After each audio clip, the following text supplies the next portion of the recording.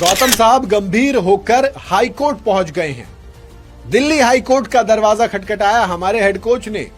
जी हां, team India को 2 बार as a player ICC trophy जिताने वाले, फिर 2 बार as a head coach ICC trophy जिताने वाले गौतम ज्यादा गंभीर हो गए और वो हाईकोर्ट पहुंच गए हैं। उन्होंने एक सिविल केस दायर किया है।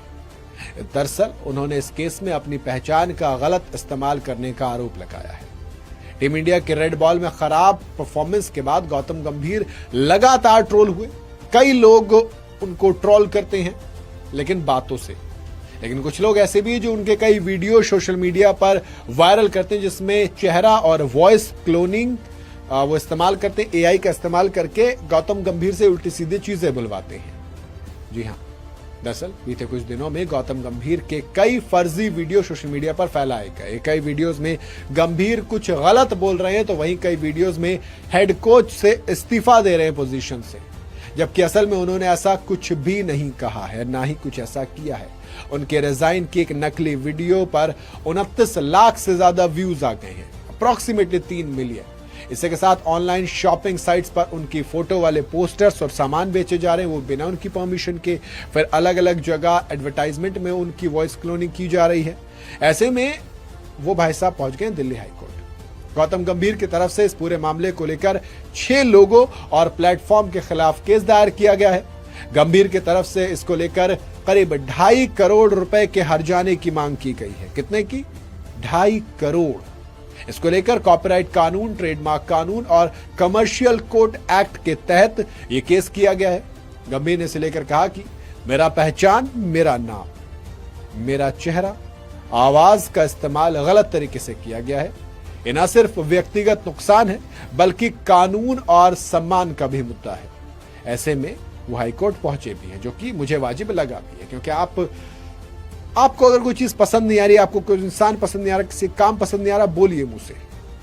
उसका एआई वीडियो बनाकर गलत चीजें करना ये बेहद गलत है। इसके बिल्कुल भी हम समर्थन में नहीं है, बिल्कुल गलत चीज है। दरअसल गौतम गंभीर की कोचिंग में व्हाइट बॉल में जहां हम एक तरफ तो आईसीसी की ट्रॉफियां जीत रहे हैं, दूसरी तरफ WTC हम नहीं खेले, हम BGT हारे, हमें न्यूजीलैंड आकर क्लीन स्वीप कर जाता है, साउथ अफ्रीका हमें क्लीन स्वीप कर जाता है। और फिर सवाल उठते हैं कि क्या वाकई में एक स्प्लिट कैप्टनसी आनी चाहिए, स्प्लिट कोचिंग आनी चाहिए?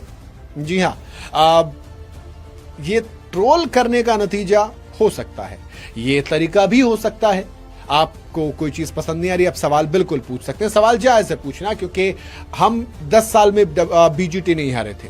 हमने ऑस्ट्रेलिया को ऑस्ट्रेलिया में जाकर हराना सीख लिया था, लेकिन गंभीर की हेड कोचिंग में हम हारे। हालांकि उसमें विराट और रोहित दोनों थे, बट हम हारे।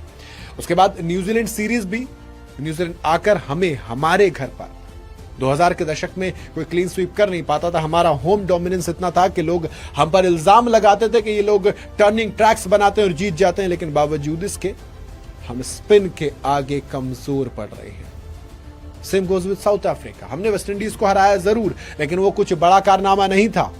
उसमें भी शे होप ने हमारी हालत खराब कर दी थी एक बार को, कि कहीं मैच ड्रॉ ना हो जाए या वेस्ट इंडीज जीत ना जाए। तो कहीं ना कहीं जब ये चीजें होती हैं, फिर साउथ अफ्रीका ने तो आकर क्लीन स्वीप कर दिया। सवाल भी उठे कि आप क्या कर रहे हो, आपने रोहित और विराट को निकलवा दिया टेस्ट से, शामी को आप ला नहीं रहे हो। तमाम तरीके के सवाल अपने अपने हो सकते हैं, लेकिन अगेन वही कहूंगा कि सब कुछ अपनी जगह, लेकिन ट्रोल करने का ये तरीका वो बेहद खराब है।